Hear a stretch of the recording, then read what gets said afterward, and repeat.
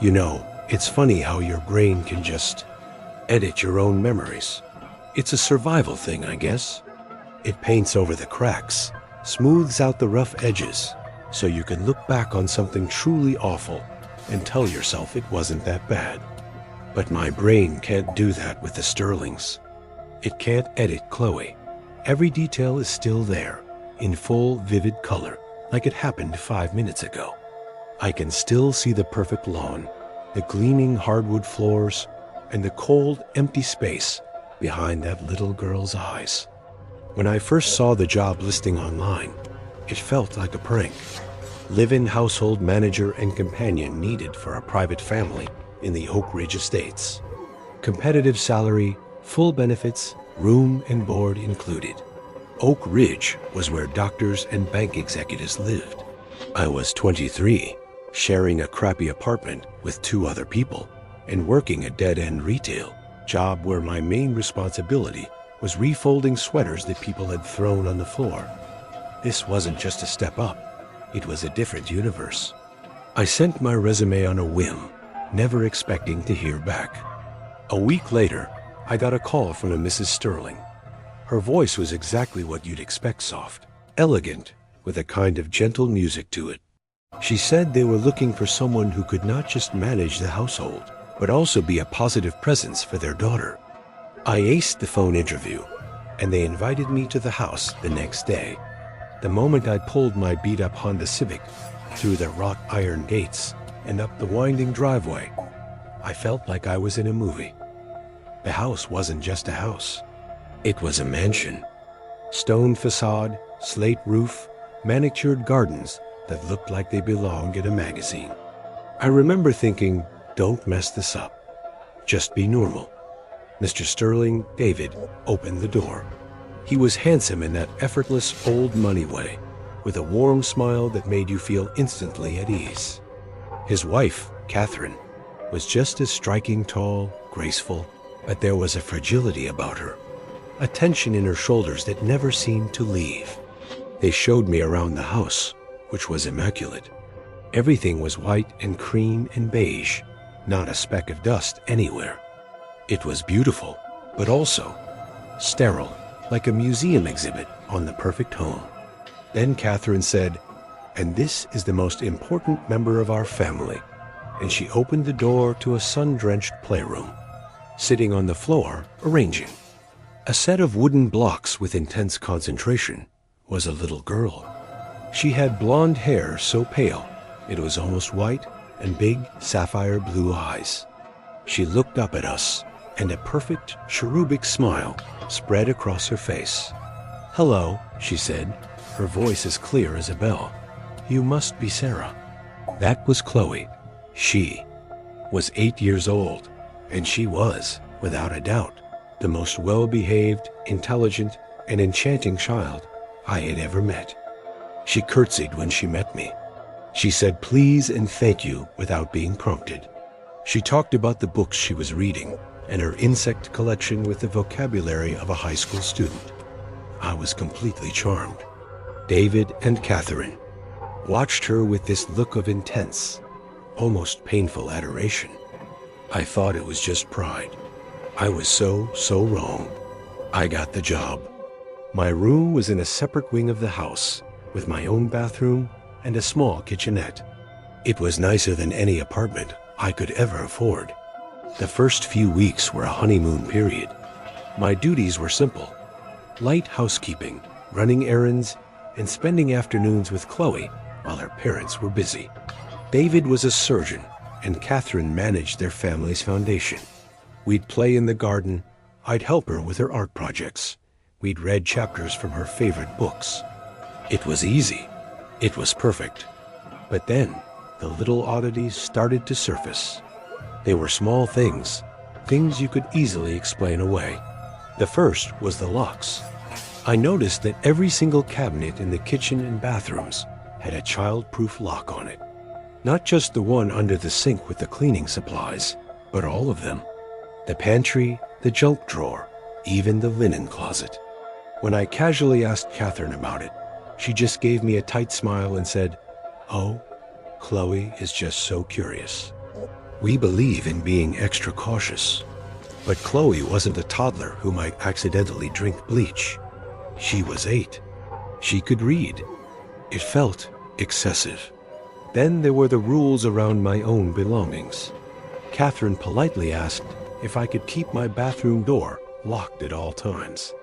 Chloe loves exploring, she explained, and we wouldn't want her getting into your makeup or toiletries. A few days later, she noticed the small bottle of aspirin in my purse, and her face went pale. She asked very seriously if I would mind keeping any and all medications, even something as simple as aspirin, in a locked box she provided for me. The box had a combination lock. It felt like I was being treated like a child myself, but the pay was too good to complain. I chalked it up to them being helicopter parents of the highest order. The weirdest thing, though, was their absolute, ironclad rule that Chloe was never, ever to be left alone. Not for a second. If I was watching her and had to use the bathroom, I had to call one of them to come and sit with her until I got back. If they were both out, I had to take her with me. One afternoon, I was in the kitchen getting Chloe a snack, and the doorbell rang. I told her, "I'll be right back, sweetie," and went to the front door. It was just a delivery. I was gone for maybe 90 seconds. When I came back, Catherine was standing in the kitchen doorway, her face ashen, her hands trembling. "Where were you?" she whispered, her voice shaking with a terror that was completely out of proportion. "I told you, Sarah. I told you she is never to be left alone." She wasn't angry. She was terrified. She scooped Chloe into her arms and held her like she'd just been rescued from a burning building. Chloe just looked at me over her mother's shoulder, her expression completely placid. That was when the seed of a different idea began to grow in my mind. The locks, the obsessive rules, the constant, suffocating supervision. Maybe it wasn't about protecting Chloe from the world. Maybe they were just cruel. Maybe they were abusive, and this was their twisted way of controlling her. I started watching them more closely. I saw how Catherine would flinch if Chloe moved too suddenly. I saw how David's warm smile never quite reached his eyes when he looked at his daughter. They weren't doting parents. They were frightened. And I decided, in my stupid, naive heart, that I had to be Chloe's protector. I started keeping a little journal, noting every strange rule, every panicked reaction from the parents. I was building a case in my head. I was going to save this poor, trapped little girl. And Chloe, all the while, was my biggest cheerleader. "You're my best friend, Sarah," she'd say, wrapping her little arms around my neck. "I'm so glad you're here. Mommy and Daddy are strange sometimes." She was playing me like a fiddle, and I was dancing to her tune. The turning point came about 2 months into my employment. Chloe had a pet hamster named Pip. She adored that little thing. She'd built him elaborate mazes out of cardboard tubes and fed him tiny pieces of broccoli from her plate. One afternoon, I was helping her clean his cage. I went to the kitchen to get a fresh paper towel. I was gone for less than a minute. When I came back, Chloe was standing by the cage, silent. She turned to look at me, and her big blue eyes were filled with tears. "Sarah," she whispered, "Pip is sleeping." I looked into the cage. Pip was not sleeping.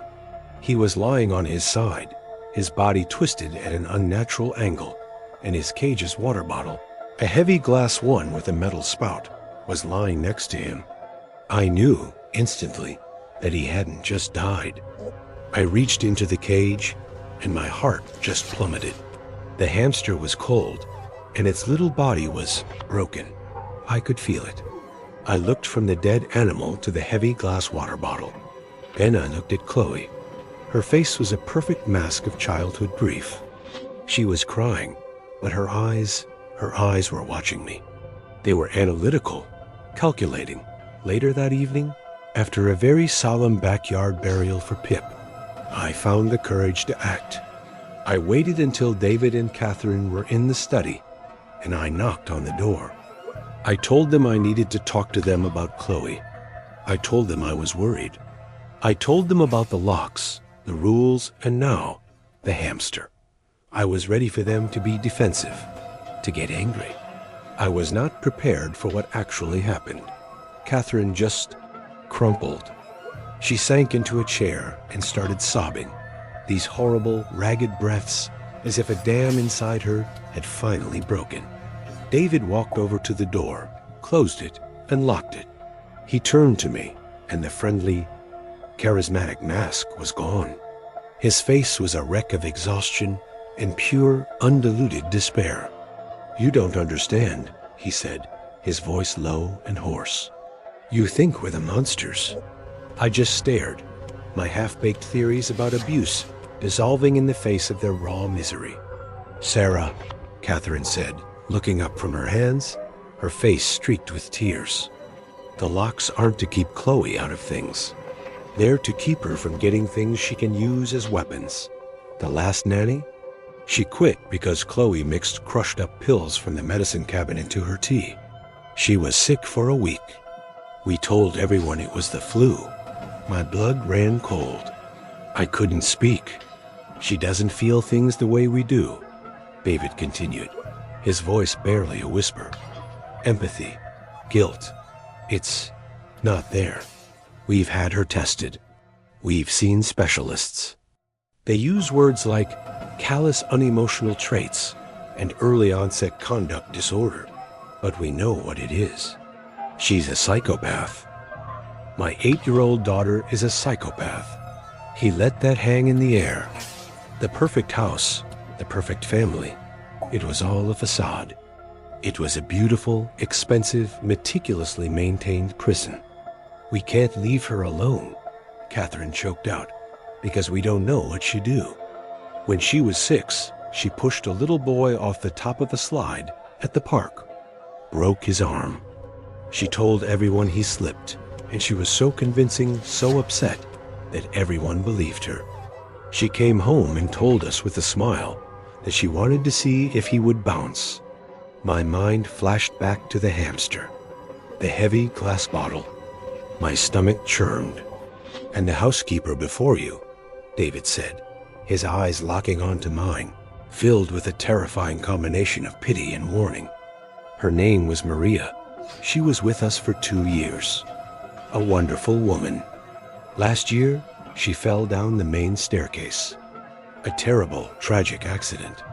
That's what the police report says.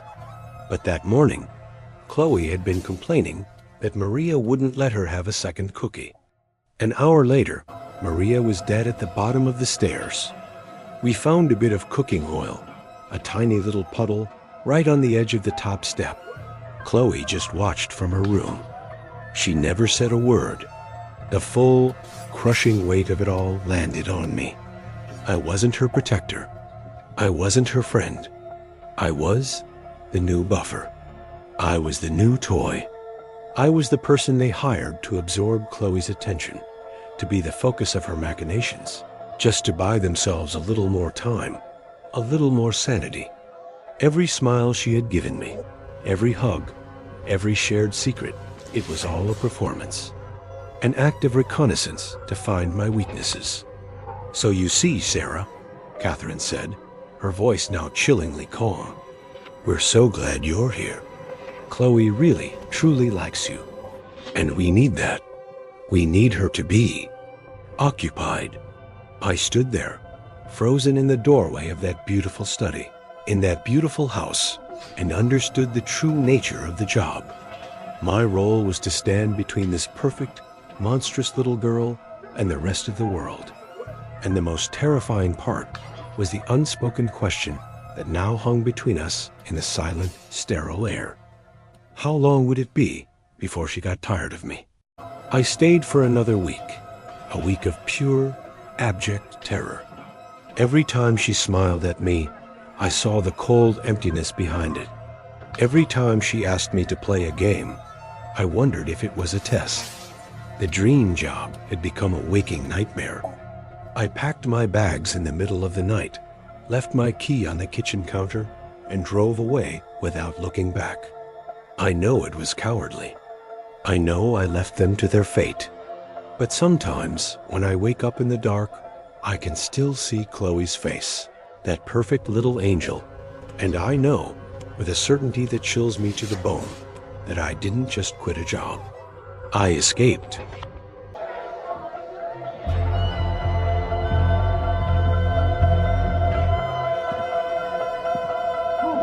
There's a smell that comes with decay.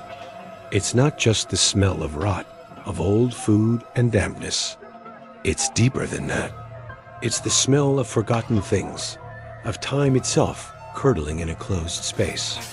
It's a smell I got to know intimately in the summer of 2018. A smell that I can sometimes still taste on the back of my tongue when a memory catches me off guard. It's the smell of Mr. Gable's house. And it's the smell of his secrets. I own a small professional cleaning business, mostly commercial contracts, office buildings, that kind of thing. But every now and then, I'll take on a private job if it's interesting enough. Or more accurately, if it pays enough. This one came through a lawyer's office. The job was what they call a total cleanout of a residential property in foreclosure. The owner, an old recluse named Alistair Gable, had recently passed away in a nursing home, and his kids, who hadn't spoken to him in years, just wanted the mess gone so they could sell the land. The lawyer was very clear. "This is not a standard cleaning job," he'd said, peering at me over his glasses. Mr. Gable was a collector. That was the polite, legal term for it. The neighbors had a different term, a hoarder. The house had been condemned by the city years ago, but Gable had refused to leave until he was forcibly removed for medical reasons. The pay they were offering was astronomical, enough to pay off my business loan. Against my better judgment, I took it. The first day I showed up at the property, I almost turned right around. The house itself was a small pre-war bungalow that was probably charming once. Now it was almost invisible, consumed by a jungle of overgrown weeds and vines. The front porch sagged like a tired old man. But the real shock was inside. The lawyer had given me the key, and it took me a full 5 minutes of shoving just to get the front door open enough to squeeze through. The inside wasn't a house anymore. It was a cave, a canyon carved through mountains of stuff. Newspapers stacked so high they bent under the ceiling. Piles of clothes, some still in shopping bags from the 80s. Milk jugs, tin cans, broken electronics, books, vinyl records. Mounds of junk mail, all of it fused together by dust, cobwebs, and time. There was only a narrow, winding path, what hoarders call a goat trail, snaking from the front door into the gloom. And the smell? Oh God, the smell. It was a physical presence. A thick, sweet, musty wall of air that you had to chew through. I put on my respirator, my gloves, and my coveralls, and I got to work. The job was simple, but monumental. Fill dumpsters. I started in the living room, a room I could only identify because of the top of a television set peeking out from under a pile of magazines. My method was triage. Obvious trash went into heavy-duty bags. Anything that looked even remotely valuable, which was almost nothing, I set aside in a corner. The first few days were just a blur of physical labor. It was disgusting, back-breaking work. I uncovered things that made my stomach turn petrified food, nests of mice that had long since died out, layers of grime so thick I had to use a shovel.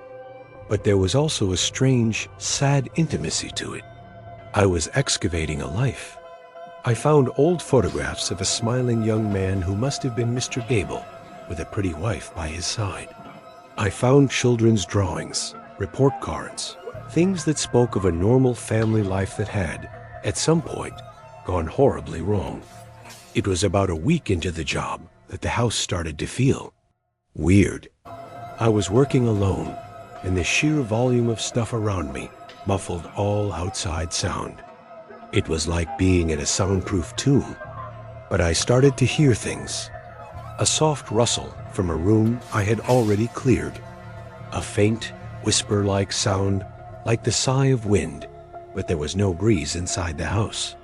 I told myself it was just the house settling, the junk shifting. It's an old place, and I was moving tons of weight around. It had to be that. But the feeling of being watched started to creep in. I'd be deep in a pile, and I'd get that prickling on the back of my neck, that unmistakable sensation of eyes on me. I'd spin around, my heart hammering, and there would be nothing. Just the silent, towering walls of Gable's life. A couple of times, I found things that I could have sworn I'd moved. A stack of books I'd placed by the door would be back in the middle of the room. I blamed it on exhaustion. The work was taking a toll on me, mentally and physically. One afternoon, I was clearing out what I thought was a closet, but turned out to be a small bedroom. This room was even worse than the others. The junk was packed so densely, it was like a solid block. As I was pulling out a stack of water-damaged newspapers, something fell to the floor with a soft thud. It was a woman's handbag. An old one, leather, from the 70s. It was strange. Most of the stuff in the house was from the 80s and 90s. I opened it. Inside was a wallet.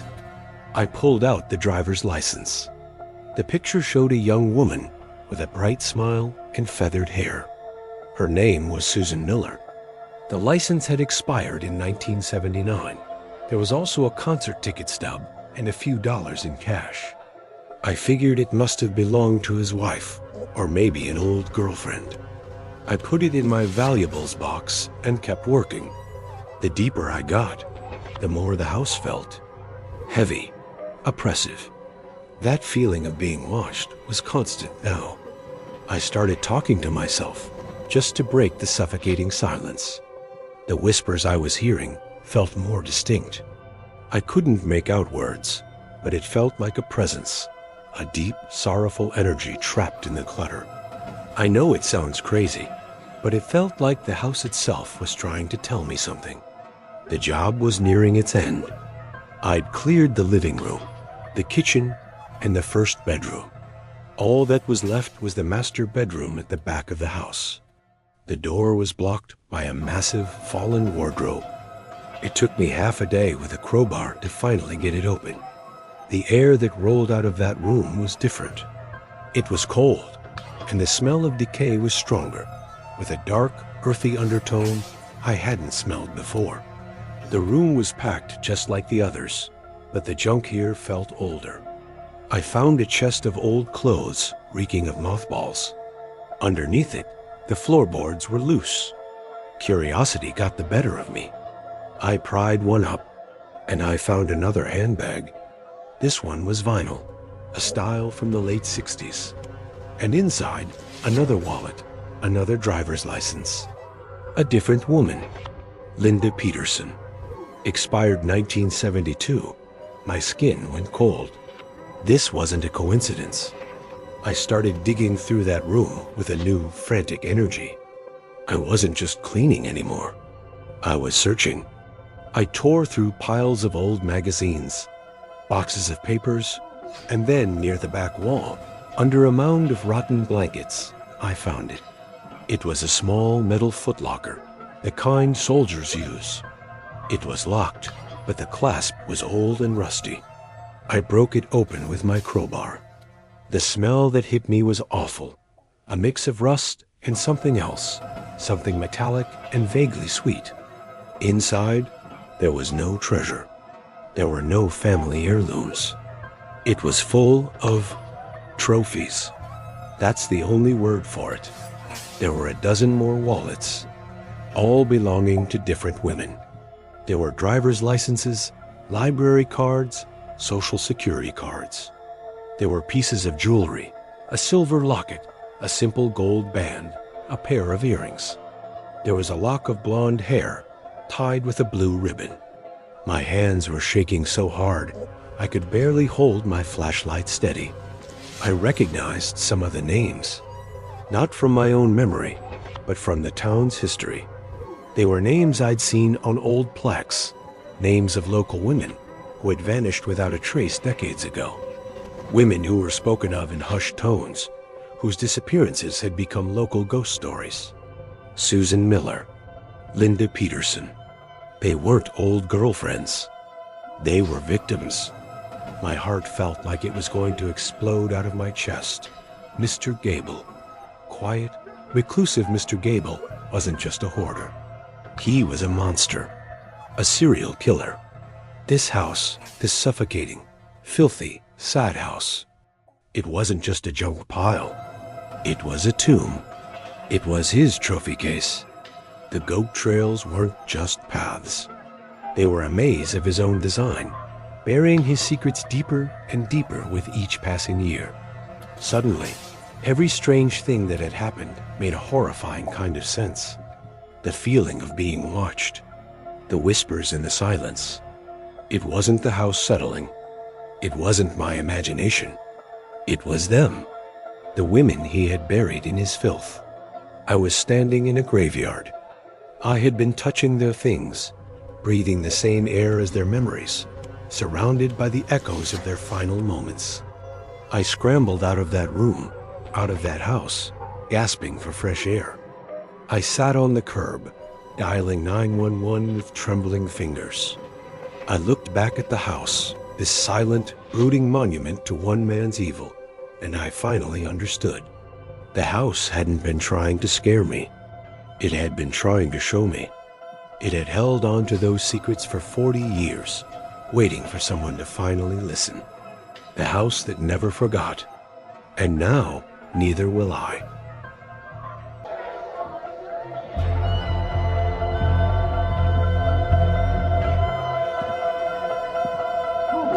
If you've ever worked in healthcare, you get used to a certain kind of quiet. The quiet of a hospital ward late at night, punctuated by the steady beep of a monitor. It's a watchful silence, a silence full of life. The quiet in the Blackwood house was different. It was a dead quiet, a heavy, suffocating silence that felt like it had weight, like it was pressing down on you from the attic and pushing up from the cellar. It was the sound of a place that had been holding its breath for a very, very long time. After 10 years as a registered nurse, my back finally gave out. I couldn't do the 12-hour shifts of lifting patients anymore, so I pivoted. I started taking on private in-home jobs, more of a housekeeper and companion than a full-on nurse. The pay was good, and the work was less physically demanding. That's how I found the ad for the position at the Blackwood estate. The ad itself was unusual. It was posted by a law firm on behalf of their client. Housekeeper needed for elderly woman in a private, secluded residence. Discretion and ability to work independently are essential. Excellent compensation. The interview was at the lawyer's office in the city. He explained the situation. The client was a Mrs. Elsbeth Blackwood. She was in her late 80s, bedridden, and lived alone in her ancestral family home, about an hour out of town.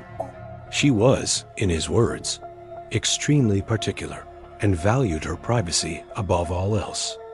Then he laid out the most important and strangest rule of the job. You will be responsible for the upkeep of the entire house, he said, his face stern. You will prepare 3 meals a day, but you are never, under any circumstances, to enter Mrs. Blackwood's bedroom on the 2nd floor. She does not wish to be disturbed. I must have looked confused because he elaborated. All of your communication will be handled through the kitchen dumbwaiter. You'll send her meals up, and she will send down notes with her daily instructions, shopping lists, things of that nature. You will not see her. You will not speak to her. Is that understood? It was bizarre, to say the least. But the salary he quoted was more than I'd ever made as a nurse. For that kind of money, I could talk to a wall if I had to. I agreed to the terms. The house itself was something out of a Gothic novel. A huge dark Victorian, set way back from the road at the end of a long tree-lined driveway. It was imposing, with turrets and gables and dark windows that looked like vacant eyes. Inside, it was a time capsule. Everything was antique-heavy mahogany furniture, velvet curtains, oil paintings of stern-faced ancestors staring down from the walls. And everything was covered in a thin layer of dust. My job was clear.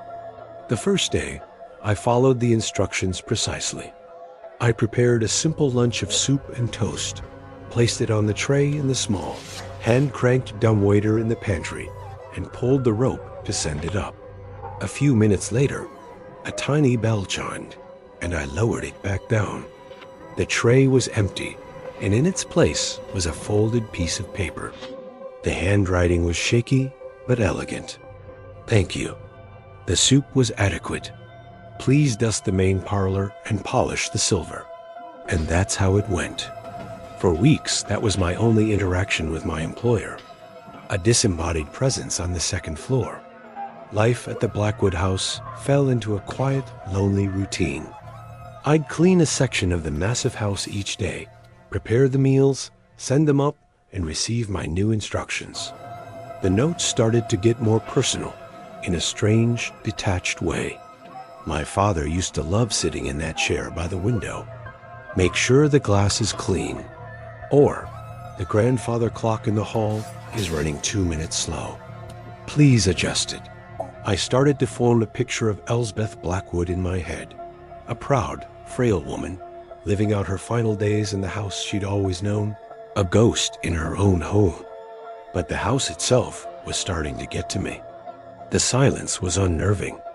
I never heard a single sound from the second floor. No television, no radio, not even a cough.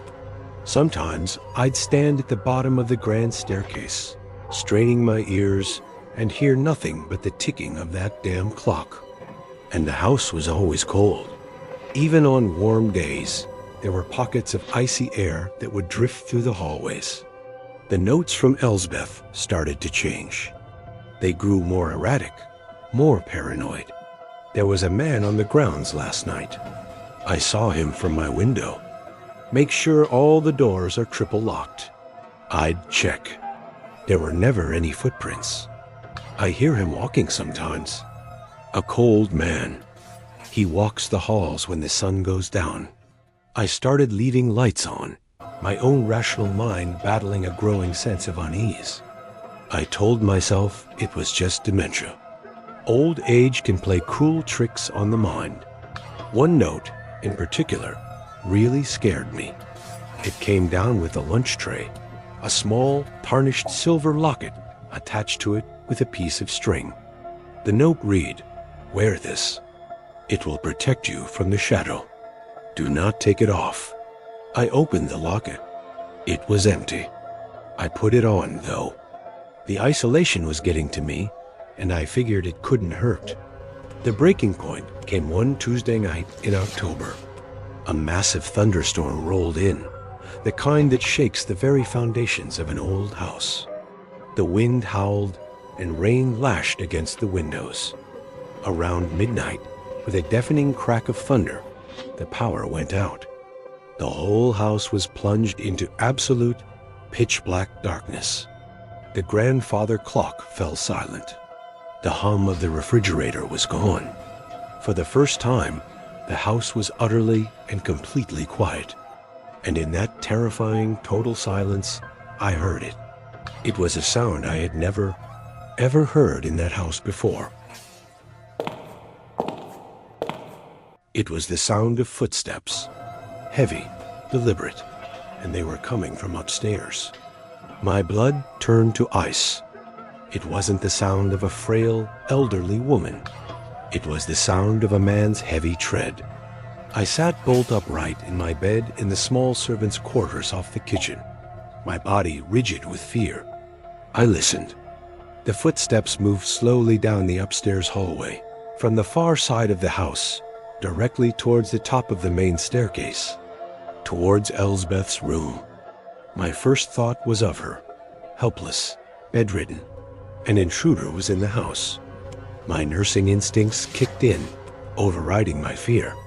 I had to protect her. I grabbed the heaviest flashlight I could find and crept out of my room. The house was a cavern of shadows. I made my way to the front hall, my heart pounding in my ears. The lawyer had given me an emergency key to her room, telling me it was only to be used in case of a fire or a medical crisis. This, I decided, was a crisis. I crept up the grand staircase, each step groaning under my weight. I reached the second-floor landing. The hallway was a tunnel of darkness. Her bedroom door was at the end of it, closed. I took a deep breath, fumbled with the old skeleton key, and pushed the door open. "Mrs. Blackwood?" I whispered into the darkness. "It's Sarah. Are you okay?" I swept the beam of my flashlight across the room, and my world just fell apart. The room was empty. I don't mean she wasn't in the bed. I mean there was no bed. There was no furniture at all. No nightstand, no dresser, no medical equipment. The windows were boarded up from the inside. The room was a hollow, empty shell. The only thing in it was a thick, uniform layer of gray dust covering the entire floor, like a fresh blanket of snow. A blanket that had been undisturbed for years. Except for one thing. Leading from the hallway door, across the dusty floor, to the small, square opening of the dumbwaiter on the far wall, was a single perfect set of footprints. Large ones. A man's footprints pressed into the dust. And leading away from the dumbwaiter, back to the door where I was standing, was another set. Right on top of the first. The truth hit me with the force of a physical blow. The notes. The food disappearing. The footsteps. There was no Elsbeth. There never had been. She'd been dead for years. My mind reeled, trying to make sense of it. Who hired me? Who was eating the food? Who wrote the notes? I hear him walking sometimes. A cold man. It will protect you from the shadow. The warnings. They weren't the ramblings of a senile old woman. They were from someone who knew. But how? My eyes fell to the dumbwaiter. The handwriting. Shaky, but elegant. A woman's hand. Was it possible? Had she written them all years ago, before she died? A final desperate message in a bottle for whoever came next? A floorboard creaked behind me. In the hallway, I spun around, my flashlight beam cutting through the dark. And I saw him. Standing at the top of the stairs was a tall, gaunt man, his face a pale mask in the sudden light. He wasn't a burglar. He was the one who belonged here. He was the caretaker. He was the cold man from the notes. He was the one who'd been living here all along. A ghost in the machine, using me to keep up the charade that Elsbeth Blackwood was still alive. He had murdered her. And now I knew his secret. He didn't say a word. He just took one slow, deliberate step towards me. I didn't scream. I didn't have the air. I just turned and ran back into the empty, dusty room and slammed the heavy oak door shut. I fumbled with the old lock, my fingers numb with terror, and heard the key snap off in the mechanism. I was trapped. I backed away from the door, my flashlight beam shaking wildly as the heavy, rhythmic thumping began on the other side. Not the frantic pounding of a man in a rage. It was the calm, patient, methodical thumping of someone who had all the time in the world. The thumping of a caretaker who was just taking care of one last loose end. And that's all for tonight. Remember, the most terrifying monsters are the ones that look just like us. The ones who might even live right next door. If these stories serve as a good reminder to trust your instincts, then show your support and like and subscribe. Hitting that bell means you'll get a warning before the next nightmare begins. Sleep well, if you can.